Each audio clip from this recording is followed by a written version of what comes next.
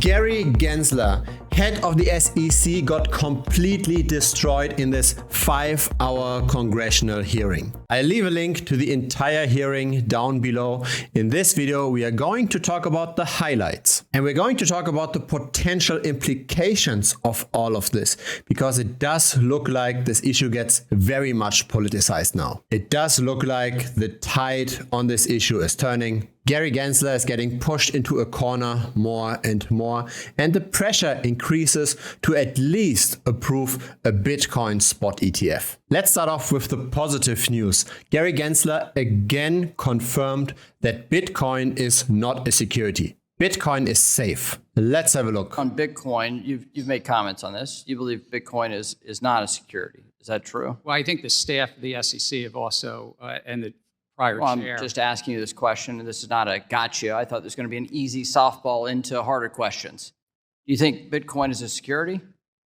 No, I think I've said this in the past that I think that it doesn't I'm asking meet you the to Howey answer test. my question now. This is not supposed to be hard. I know. I said it Just does answer- not meet the Howey test, which is the Okay. law of the land about being an So investment it doesn't meet the contract or Howey test. security. So therefore, it's a commodity. Is that fair? I would say it's not a security, and then the test is otherwise for other Okay. laws. So it's definitely not a security. The SEC is not responsible for Bitcoin. And of course, Gary Gensler doesn't want to speak for other agencies whether or not it's a commodity. Now, we will see this several times in this hearing. We've seen this several times in the past. Gary Gensler has a very specific strategy in answering those questions. When there are very simple yes or no questions, as in this case, he tends to provide a lot of irrelevant background. And the reason for this is these members of Congress have a limited time. So they all get a specific time slot, and they can ask questions within the time slot. And usually there's some logic to it, bringing then Gary Gensler to some kind of gotcha moment or whatever it is, right? They want to pin down their argument. Now, by answering in a very prolonged way, they can't finish within the time. So that's a strategy. You want to give very long-winded answers in order to not get into any critical situation. So there's a real tactic here, right? Of weaseling around any question simply just to not get into the critical phase. And we even see this here in this specific clip, right? The hard question was supposed to come at the end, but by giving long-winded answers, that hard question might never come. But yeah, the most important thing from this clip is Bitcoin is 100% safe. In a prior hearing, we did not get that clear answer for Ethereum, by the way. So Ethereum isn't yet out of the woods. It isn't yet free from getting a lawsuit by the SEC as well.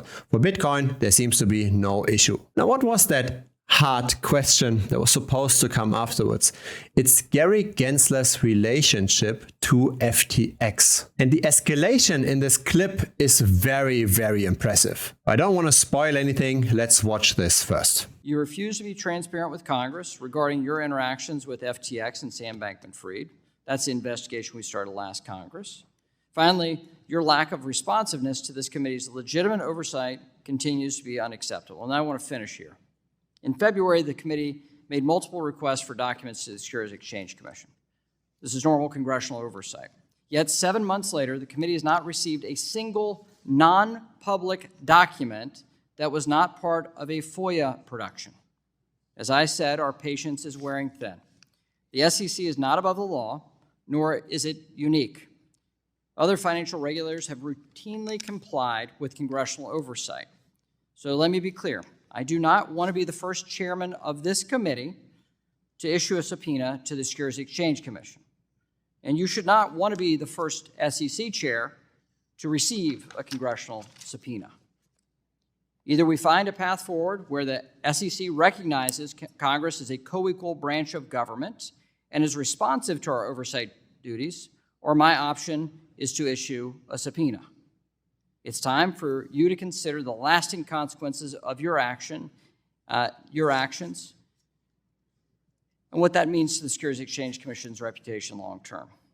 While your time in this role may be temporary, the repercussions for your actions may be permanent for the agency. So the accusation here is that the SEC is not complying with congressional oversight. That's a very, very strong accusation. And we will see in the next clips that this goes further, that Gary Gensler is getting accused of not being an impartial regulator. In other words, being biased, being pro the big banks and being against innovation. Now, these kinds of arguments are completely common within the crypto space, but they haven't yet been in Congress. I'm not sure if Gary Gensler gets fired over this, but whoever comes next will be very, very careful not to make this conflict of interest too apparent. Compromises have to be made, and an approval of the Bitcoin spot ETF is very likely going to be one of those compromises.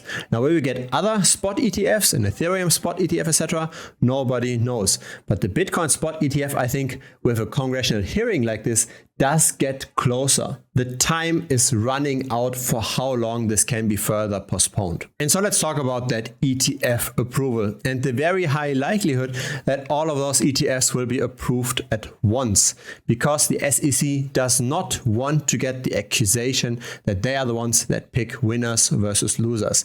But again, we've got exactly that thing here in Congress. Here's a 30-second clip around this. I got to tell you that many market participants have reached out and are concerned that you will arbitrarily, perhaps also capriciously, pull recent filings ahead of others who've been working with the SEC for years to get an approval for a Bitcoin spot ETF.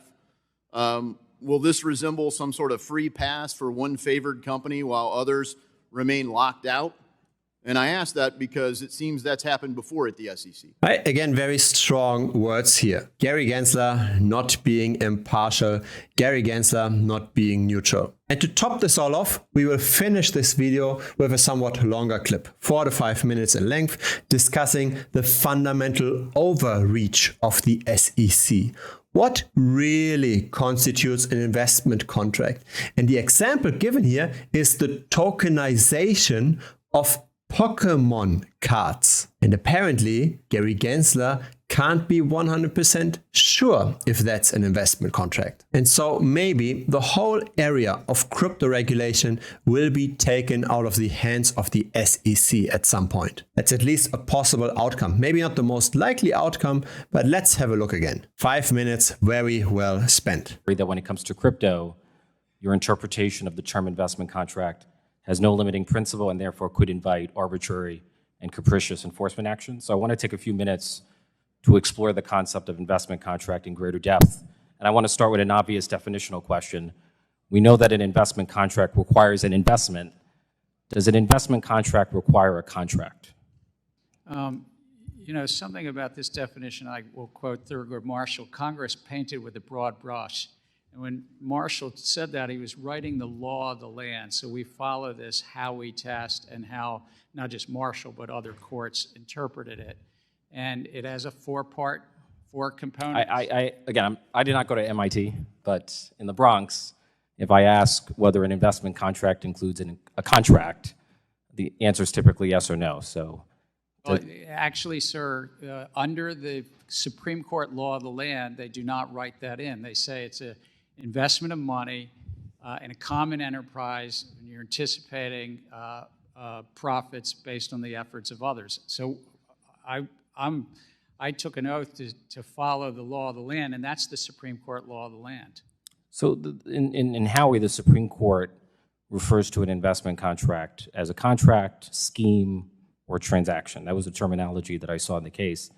And as far as I can tell, there's nothing in the Supreme Court's jurisprudence that suggests that a scheme or transaction means the absence of a contract. And so by way of illustration, consider the landmark case of SEC versus Howey. In the Howey case, there was not a single contract, but there were two contracts. A land sales contract with the Howey company and a service contract with Howey in the Hills. And the court found that the combination of those two contracts, the total scheme, the total transaction, the total economic reality, was constitutive of an investment contract. And so a scheme or a transaction does not mean the absence of any contract at all. It means, as it did in Howey, a multiplicity of contracts. In August, there were 6 law professors from law schools as preeminent as Yale who came to the following conclusion, quote, "No decision of the Supreme Court has ever found that a scheme that does not involve a contract could qualify as an investment contract. And so do you disagree with that statement? And if so, could you please cite a decision of the Supreme Court that has found an investment contract in the absence of an actual contract?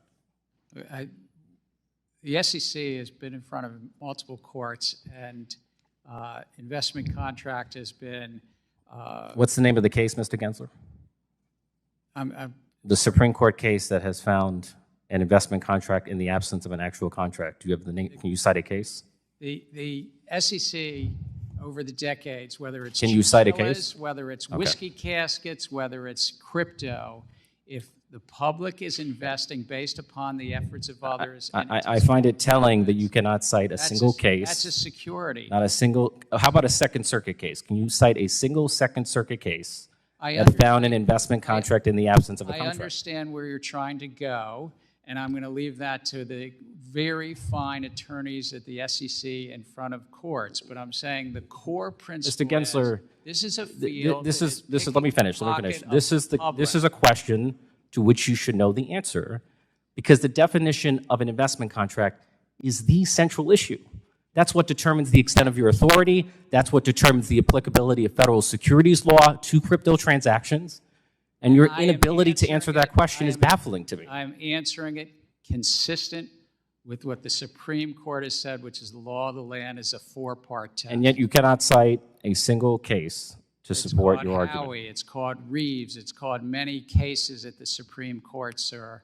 8 or 9 times it's been affirmed by the Supreme Can I ask, suppose I were to purchase a Pokemon card, would doing so constitute a security transaction?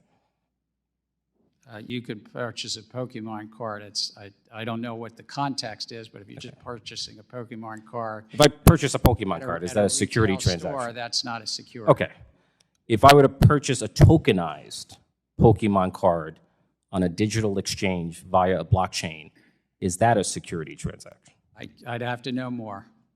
Okay. So for you, the process of tokenization is what transforms a non-security just said transaction into a security transaction? Look, if the investing I thought you were public- technology neutral. If the investing public is anticipating profits based upon the efforts of others and they're exchanging funds, that's the core. I see my time has expired, so. The definition of an investment contract defines the reach of the SEC. And so there's even the argument floating around that the SEC might not be the right agency to regulate crypto, because buying crypto tokens is maybe not the same as signing legally an investment contract. What does this all mean? Is this all just entertainment for our pleasure? It is entertaining, but the main point here is that the pressure on laxer crypto regulation, or at least more defined crypto regulation, is increasing. The pressure to make that regulation happen and to at least approve a spot Bitcoin ETF. The market didn't move much during this hearing, but I do think that this is in the end positive for Bitcoin. At some point, it will be possible to buy Bitcoin with traditional brokerage accounts, to put Bitcoin in your 401ks, to use Bitcoin as traditional collateral, not just in DeFi platforms, but in the traditional banking system. So you can then officially borrow against your Bitcoin assets, the same way you can currently with stocks. Those hearings in Congress seem like a distraction, but really they're not. They're painting a picture of where Bitcoin is headed long term. Feel free to join us on this long-term journey. Let's chat together. Link is down below for our Telegram.